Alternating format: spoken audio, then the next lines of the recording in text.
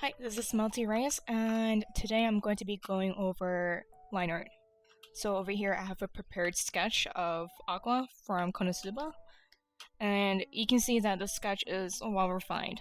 And I spent approximately 30 minutes refining the sketch.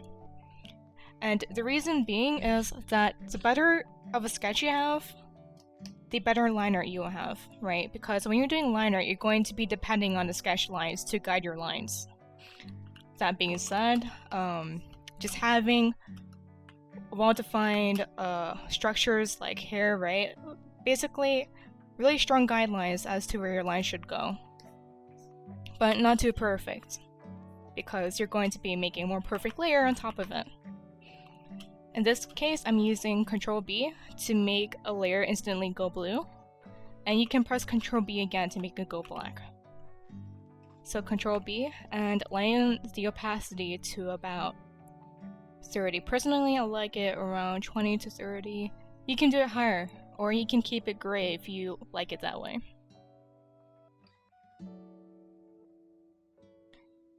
And for the brush, I'm using the default G pen with slightly adjusted settings, I believe, which I made it G pen 2, right?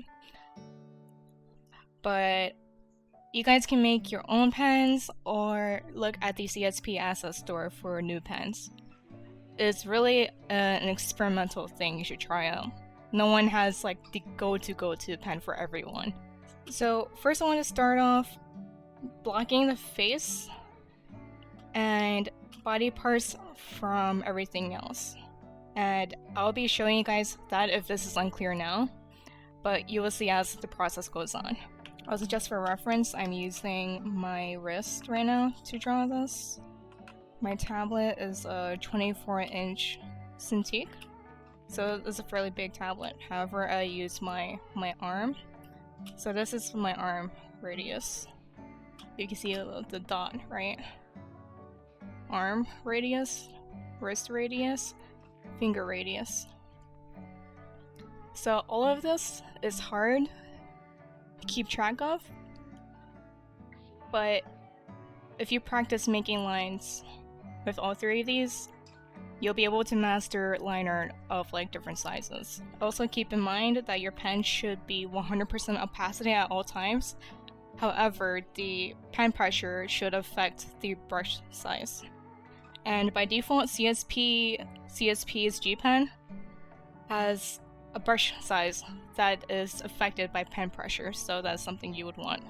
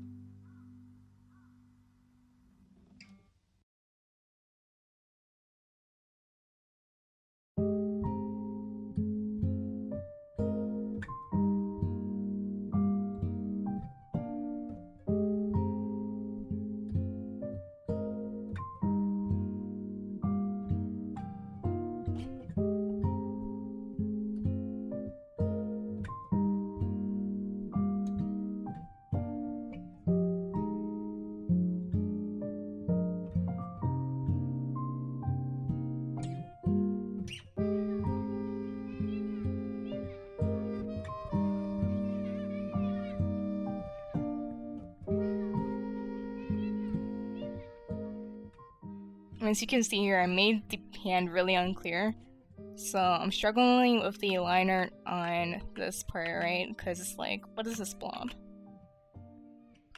So I'm just trying to like remind myself through this and get to other parts. Just for the tutorial specifically.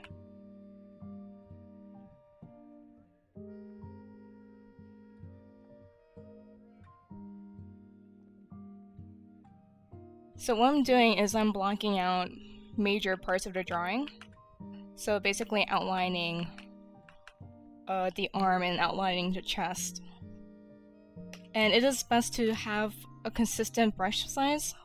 So in this case, I'm using a brush size of 10. However, I'm pressing hard for these parts for it to come out dark. Sometimes I would overlap the lines to give it a thicker width, and that's fine, right?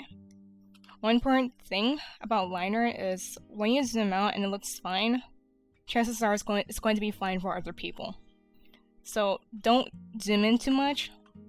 Make it a habit of drawing zoomed out.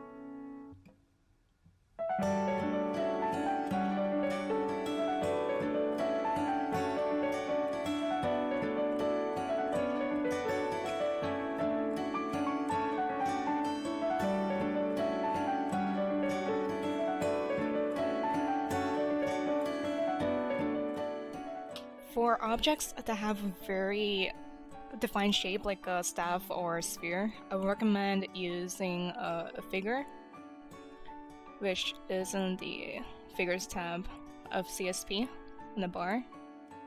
And you can choose between ellipse or polygon, right? And you can set the roundness and number of corners, so you can make it a unique shape, like a hexagon, for example. So in terms of the sphere, I decided to just wing it, but if you guys can't get like a nice sphere, I would recommend using the ellipse function. You can make it so that it doesn't have a fill. Lower the... let me see, where is that? The brush size. so if it's drawing. And then you shift and drag out to make a sphere, right? Now, if you want to make something that has its own personal touch, I would recommend using a ruler. So you can have a thing called a figure ruler and make a sphere, and it'll appear as a purple ruler. And then you just grab your favorite brush and then draw over it, right? And like add a little bit of like darkness wherever you want it to. And go light in another area. Then you pull off the ruler by pressing Control and drag, and then you're going to have a really nice, really unique circle. In the case of what I did to the staff, I didn't use a figure, but I just used a straight line tool. And whoops. For a straight line, I just have a normal default brush on.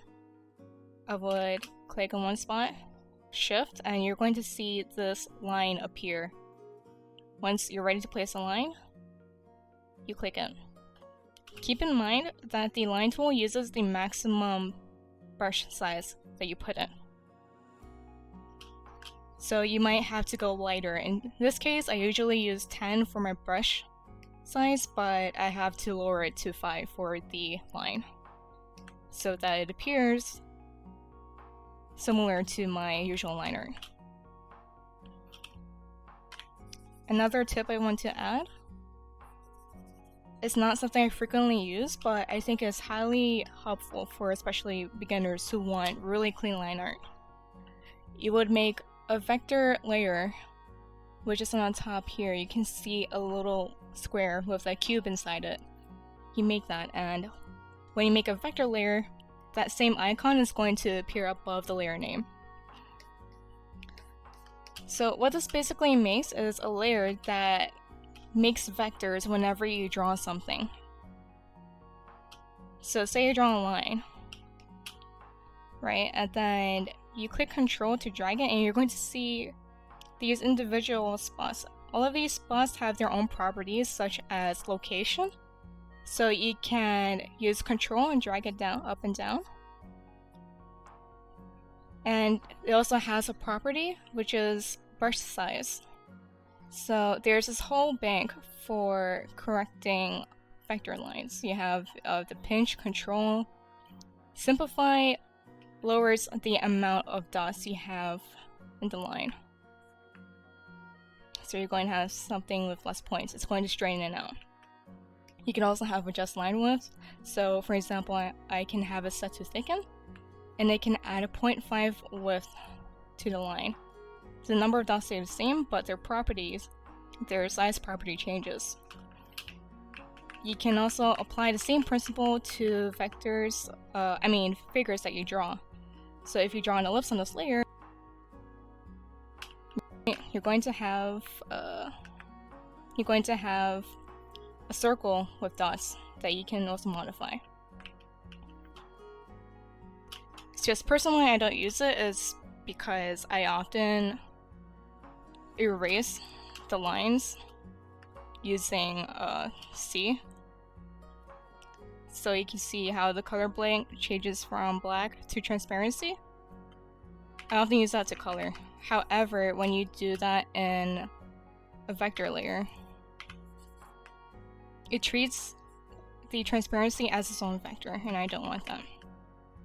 One more neat thing about vector layers I forgot to mention is that when you make two vector lines that intersect, for example, you can use a tool called a vector eraser. And you can set it up so that it erases lines past an intersection point. Like that. And this is very helpful if you want to draw something really nice like hair. However, I like to control how much of it tapers off. And if there's like these smaller details, that's better with the raster layer. So I used to use vector layers a lot, but I don't anymore. But vector layers are really good if you're going to make graphics or a bold line art piece. So I still recommend it.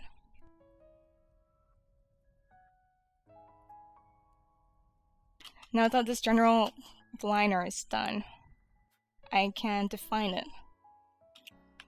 So you can see how I contoured out the neck, the arm, the sleeve, and I didn't even define like the small details, which is fine, right? I want it to be loose. This process makes it fun for me, and it keeps the liner very airy and still has a very sketchy property to it. Often when you make a liner too stiff, it doesn't look as good as the sketch for that reason.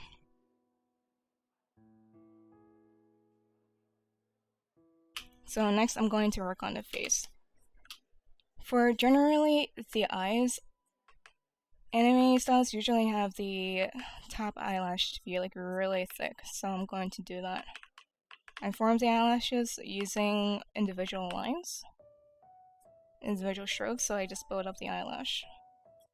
Some people, they draw out the general eyelash shape first and then color it in. That's fine too. It's up to you to do whatever you want. Sometimes I don't like the eyelash shapes, so I just press C to switch to transparency, color it transparent. That's like erasing it. And then I just erase them. Do the same here.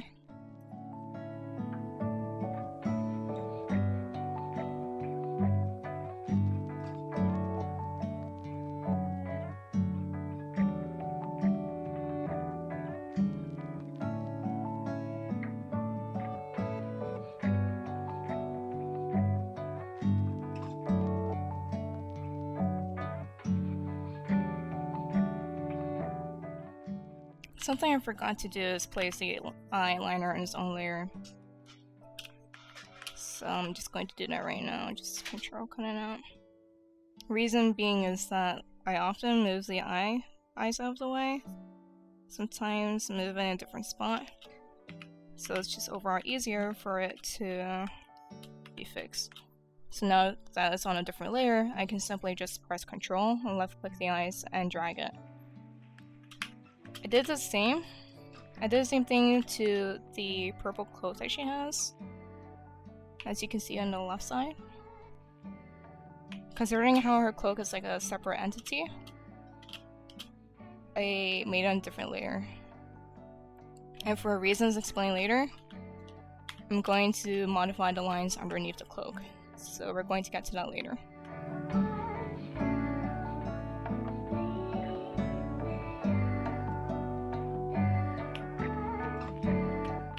For the mouth, I like to start dark over here and go light in the middle. Reason being is that when the mouth is closed, there's barely any contrast between the top and the bottom, so you want to evoke that feeling of softness of flesh, right? So when it curves in like this, basically both the lips sink in and they make strong contact.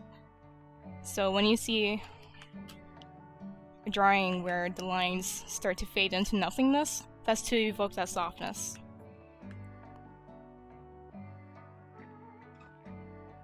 Same thing with the iPhones. You want it to fade out.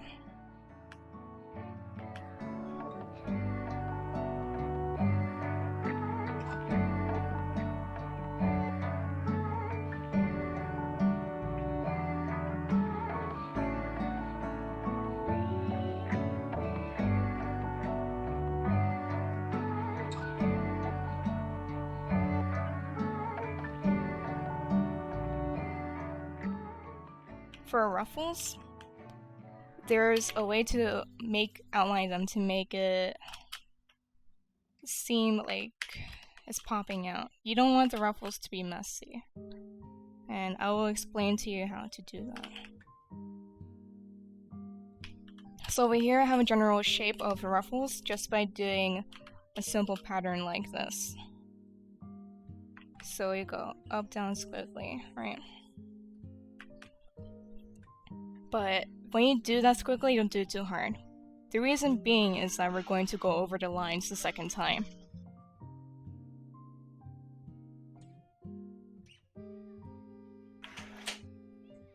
So you know that these ruffles are going to have folds inside, so you're going to draw these lines going from the tip into the origin place. Let me draw the neck real quick.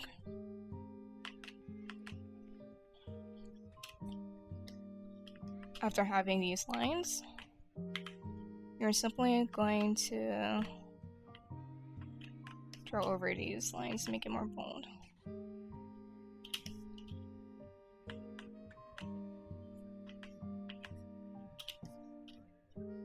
This is a simple way of doing it. However, if you want, you can do something like this if you're advanced enough, right? Basically have the ruffles in the sketch. And where you're doing it, just go like this. And then draw the lighter lines outside. This makes a essentially more cleaner line art, because you don't have to go over the line art twice. Because if you go over it twice, you're going to have this wobbly, uneven line width, and that's going to be a little bit harder to clean up. However, this is the easiest way to do it.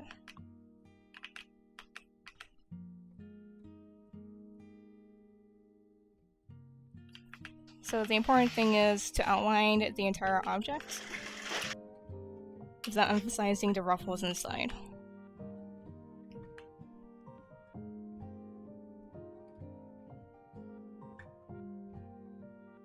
You can do the same thing here on the skirt, where you would have... Here, let me just erase this, right? A nice way I like doing line art is to erase the line, but memorize where it's going. So I just go like this.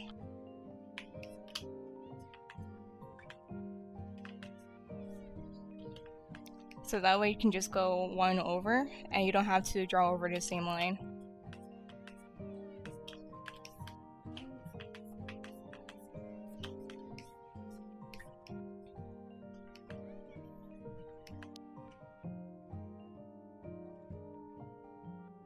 Similar to the choker, I'm emphasizing the lines of the skirt to separate the skirt from the underlying ruffled skirt.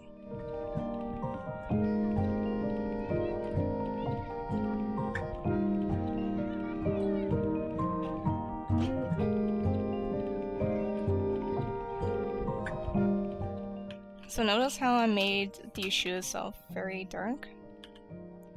That's to separate the boots from the background. And for details of the boots, I'm going to purposely use a lighter pressure.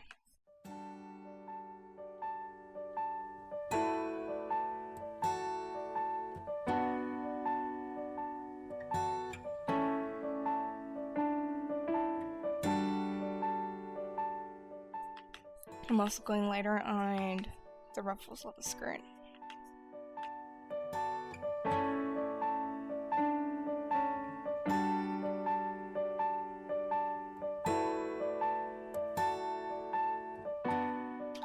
So this purple cloak is transparent. However, it is also just a little bit opaque just to show that pink color. And you can have the liner emphasize that. So what you want to do is have the liner be normal, and then when it is underneath the cloak, you just have the liner go light. This shows a sense of something is covering that body part, so it's thinner.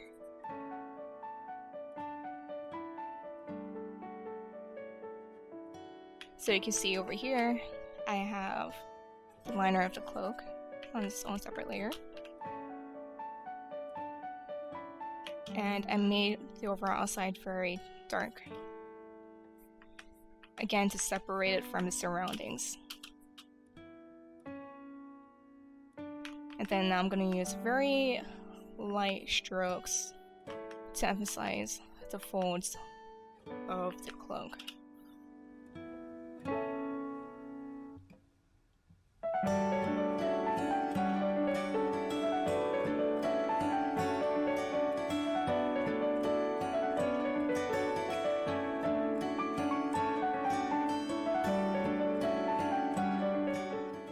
going to proceed to clean up the Lineart by making it more connected. If there's any like spots that are poking out like this, I simply just go in like this. So how I work with Lineart is I work in stages. I work in a very loose stage that covers the overall structure of the sketch. And then I start to darken some spots, connect the spots, and then fill in these small details. When you work in increments like this, it helps you keep that loose structure that you wanted while keeping the overall drawing clean. This is also a good way of thinking for art in general. You start big and then you go small, so you don't lose sight of the big picture. In the case of the hair, this is when I start to define these smaller split-offs. Going to connect these lines.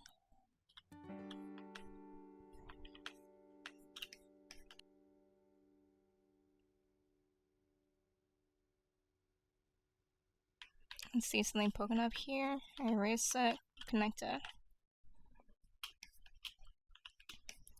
Same thing with the chin. It's going up very light.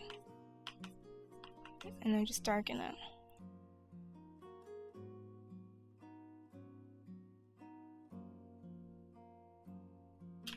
I see that I've left some lines for the folds of the breast, so I'm just going to fill it in real quick.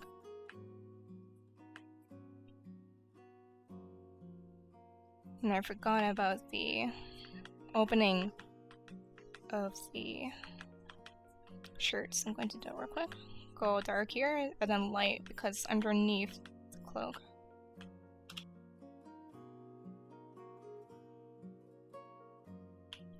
I know how Aqua has a very light white stripe on her shirt, so for details like that, I go with a very small line.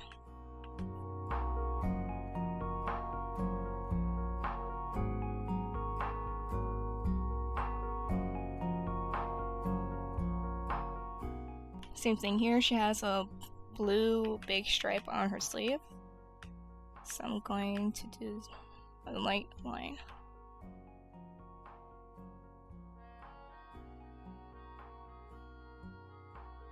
And you can see that slowly, when you zoom out, it's all coming together, right? So if you do have a habit of zooming in when you're working, take your time to zoom out and observe the image from afar. Zoom it out and see how it looks as a whole. Because even if it looks bad from when you zoom in, probably doesn't look that bad when you zoom out.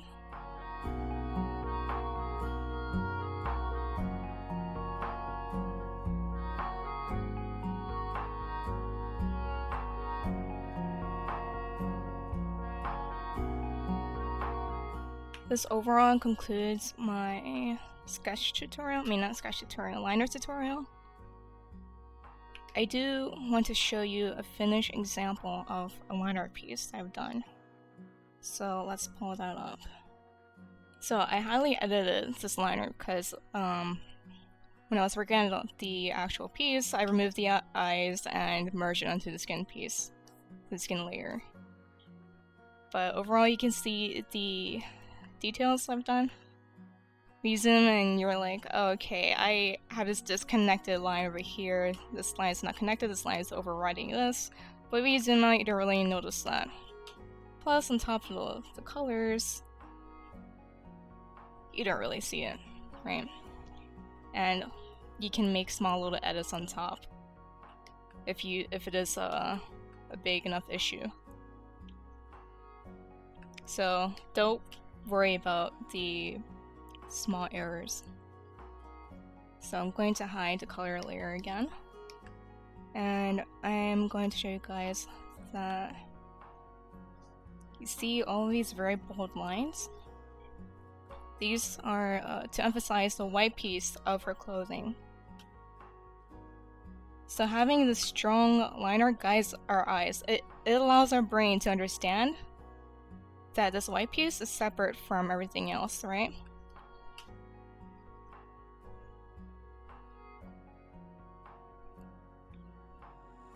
And notice how the line separating the black pattern from the white pattern is thin.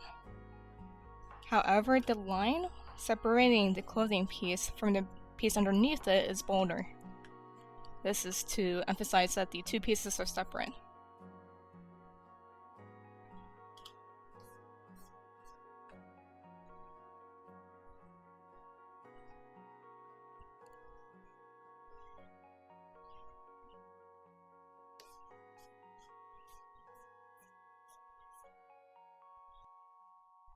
Also, again, do not stress about messy lines.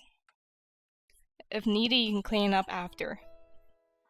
But try to make liner a fun process for you, because if it's not fun, then why bother? That is all I need to say for this video. If you guys have any questions, feel free to reach out to me via Discord or any social media.